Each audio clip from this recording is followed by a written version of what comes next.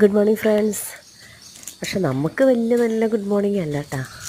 ഇന്നലെ രാത്രി നമ്മുടെ പറമ്പിൽ നിന്നിരുന്ന വർഷങ്ങളായിട്ട് നമുക്ക് തണൽ നൽകിയിരുന്ന മാങ്ങയൊക്കെ തന്നിരുന്ന നമ്മുടെ സ്വന്തം മാവ് അത് കടപുഴകി വീണിരിക്കുകയാണ്.